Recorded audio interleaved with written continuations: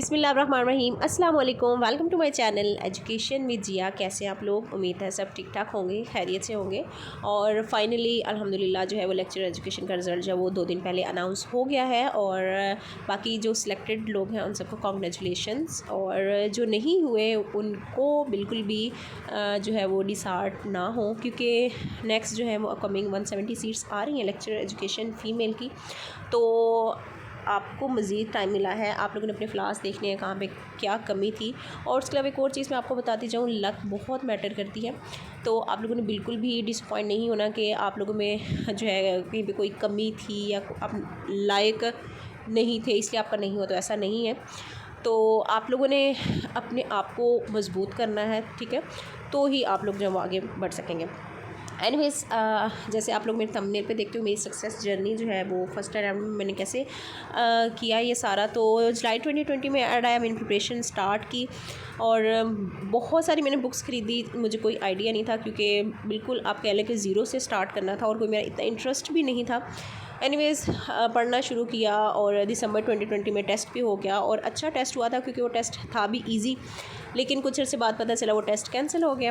खैर उसके बाद फिर अचानक से मुझे यूट्यूब चैनल बनाने का शौक़ हुआ, और जब मैंने फिर चैनल बनाया और उसके बाद मैंने फिर कुछ सेशन लिए, उससे मेरी प्रिपरेशन बहुत अच्छी हुई।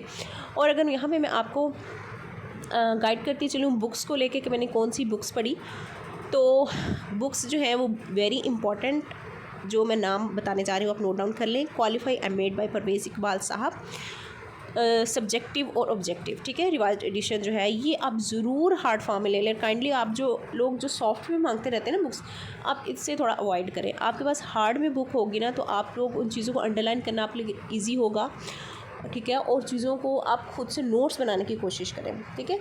सब्जेक्टिव सबसे पहले आप रीड आउट करें, देन आप जिस चैप्टर की सब्जेक्टिव पढ़ते जा रहे हैं आप उसके फिर ऑब्जेक्टिव को देखें, ठीक है। जब आप ऑब्जेक्टिव सॉल्व कर लेंगे देन आपको अपना प्रिपरेशन का लेवल पता चलेगा कि आपके किस हद तक कॉन्सेप्ट जो क्लियर हो गए, ठीक है। और चीज़ों को आप अंडरलाइन ज़रूर करें, जो इंपॉर्टेंट कॉन्सेप्ट हैं, इंपॉर्टेंट टर्म्स हैं कि history, for example history of education में डिफरेंट लाइक देवबंद है या फिर जितने भी मुस्लिम फ़िलासफ़र हैं उनकी क्या क्या काम है। तो मतलब इस तरह की जो चीज़ें उनको पॉइंट आउट करें, उनको हाईलाइट करें।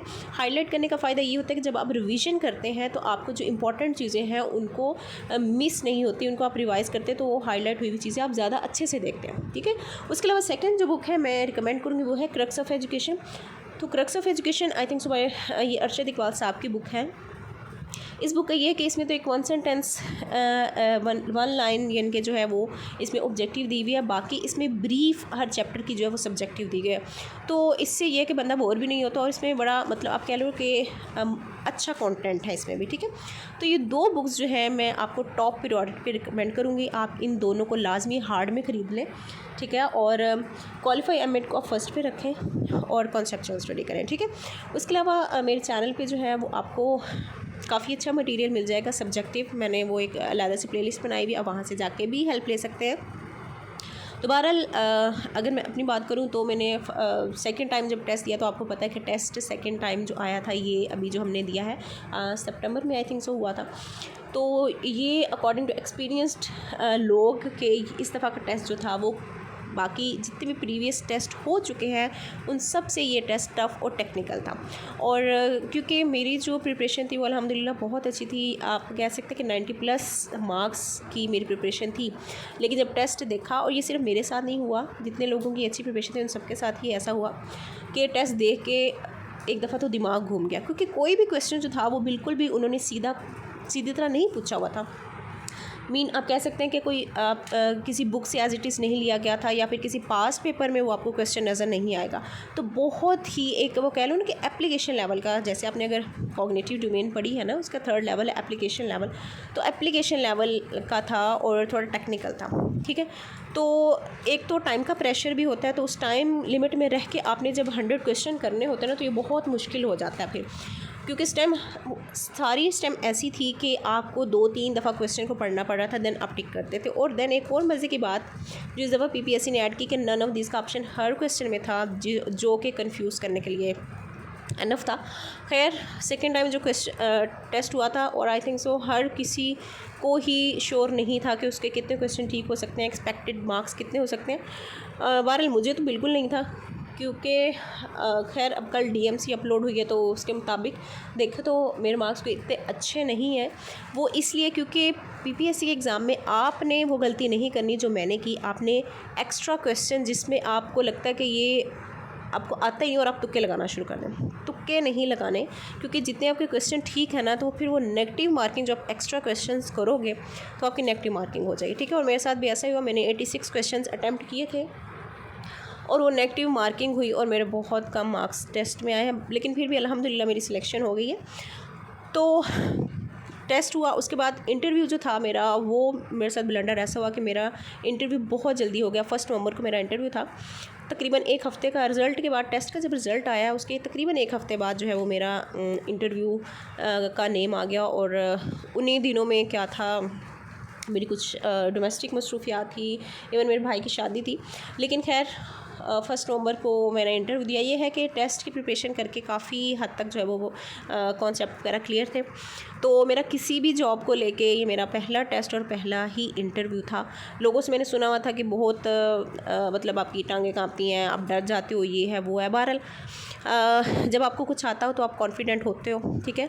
बहरहाल पहली दफ़ा जब मैं रूम में एंटर हुई तब एक दफ़ा थोड़ा सा मुझे भी फ़ील हुआ कि मैं थोड़ा सा शिवर कर रही हूँ, लेकिन बाद में इंट्रोडक्शन के बाद जो है उन्होंने जब मुझसे क्वेश्चनिंग करना स्टार्ट की और जब मुझे क्वेश्चन आलमोस्ट सारे ही आ गए, जस्ट जीके के 2-3 क्वेश्चन मुझे नहीं आए, तो मैं फिर खुद को with the passage of time मैं खुद को कॉन्फिडेंट फील कर रही थी। तो इंटरव्यू जो है ना आपके इस सिलेक्शन में सबसे ज़्यादा मैटर करता है, ठीक है, क्योंकि इंटरव्यू में जो है वो 100 मार्क्स का इंटरव्यू होता है ना, और जो आपके टेस्ट के मार्क्स होते हैं ना वो हाफ़ लिए जाते हैं, ठीक है। टेस्ट के मार्क्स हाफ़ लिए जाते हैं, उसके अलावा एकेडमिक आपके जो मार्क्स होते हैं वो 40 में से लिए जाते हैं, ठीक है। तो ये भी फ़र्क तो डालते हैं, लेकिन इंटरव्यू के मार्क्स बहुत ज़्यादा जो है वो डिफरेंस क्रिएट करते हैं आपके मार्क्स में, आपके मेरिट में, ठीक हो गया। तो 1-2 नंबर के फ़र्क से भी आपका जो है वो बहुत नीचे भी जा सकता है। मैंने बहुत से इंटेलिजेंट लोग देखे और मुझे बहुत दुख भी हुआ है जिनका नाम जो है वो रिकमेंडेड में नहीं था। तो बहरहाल इसमें भी अल्लाह ताला ने कुछ बहुत बेहतरीन उनके लिए रखा होगा, आप लोगों ने डिसपॉइंट नहीं होना। और मुझे उम्मीद ही नहीं थी कि अल्लाह ताला इतने बेहतरीन से नवाजेंगे। तो मेरा 37 मेरिट नंबर है और अल्हम्दुलिल्लाह सिलेक्शन हो गई है। तो आप लोगों ने क्या करना है, आज से ही आप ऐड का वेट नहीं करें, फ़ीमेल जो है, मेल का तो ऐड आ गया है, तो आप लोगों ने क्या करना है, अपनी सब्जेक्टिव स्टडी जो है वो लाजमी स्टार्ट करें। क्योंकि बहुत सारे लोगों ने जो है वो मुझसे इंडिविजुअली, बहुत सारे लोगों ने मैसेज किए कि मैम हमें गाइड कर दें, आपने कौन सी बुक से पढ़ा। तो इंडिविजुअली हर एक को रिप्लाई करना थोड़ा सा टफ हो जाता है। और कुछ लोगों ने इवन यहाँ तक पोस्ट की हैं कि जी सिलेक्शन हो गई है तो मगरूर हो गए हैं, ये वो, ऐसा कुछ नहीं है। एक्चुअल में जब आप कोई ऐसा इवेंट होता है तो आप लोग को कॉन्ग्रेचुलेट करते हैं, लोग मुबारक देते हैं, थोड़ी बाकी फिर डोमेस्टिक मसरूफियात भी होती हैं, तो इसलिए थोड़ा सा रिप्लाई करना थोड़ा मुश्किल हो जाता है। इसलिए आप ऐसा ना सोचा करें, ठीक है, पॉजिटिव रहा करें। पॉजिटिव रहेंगे तो आप बहुत अच्छा परफॉर्म कर सकेंगे, ठीक है ना। तो आपने करना क्या है, आप ये 2 बुक्स सबसे पहले तो खरीद लें, qualify MEd by Parvez Iqbal साहब, रिवाइज्ड एडिशन जो है जिसमें सब्जेक्टिव और ऑब्जेक्टिव है। इसको आप थ्योरेटिकली पढ़ें, बाद में फिर आप ऑब्जेक्टिव सॉल्व करें, ठीक हो गया। उसके बाद आप क्रक्स ऑफ एजुकेशन को जो भी है, हो सके तो आप दोनों का सेम चैप्टर डिफरेंट बुक से पढ़ें, ठीक है, ताकि आपको पता चले कि उसमें क्या चीज़ है और इसमें क्या चीज़ है।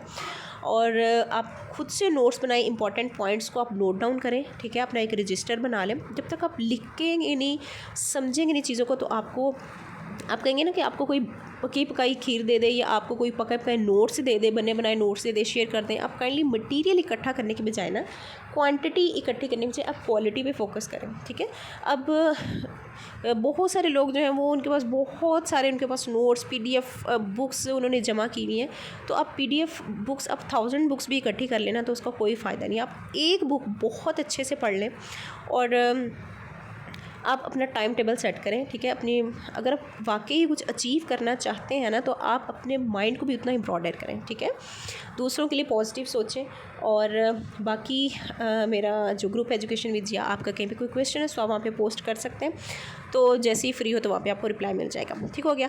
तो ये कुछ ट्रिक्स थी, टिप्स थी और बुक्स मैंने आपको बता दी और मैंने भी इन्हीं बुक से ही प्रिपरेशन किया। लेकिन ये है कि आपने मोटिवेटेड रहना है, डेली पढ़ना है। आपने ये नहीं करना कि चलो आज नहीं पढ़ती कल पढ़ लूँगी। आपने कंसिस्टेंट रहना है अपनी स्टडी में, नोट्स बनाएं, ठीक है, दूसरों की मदद करें। और बाकी मज़ीद अगर मैं कहूँ तो I am going to start a new session on 10 May, ठीक है। और मैंने अपना प्लान भी शेयर किया था। अगर आप ऑनलाइन सेशन लेना चाहते हैं, पेड सेशन है और उसमें बेहतरीन अगर आप तैयारी मज़ीद अगर आप चाहते हैं तो उसमें आपको जो है हर चैप्टर के हैंड रिटन नोट्स और डेली ऑनलाइन टेस्ट और मतलब आपके जितने भी डाउट्स हैं वो क्लियर होंगे।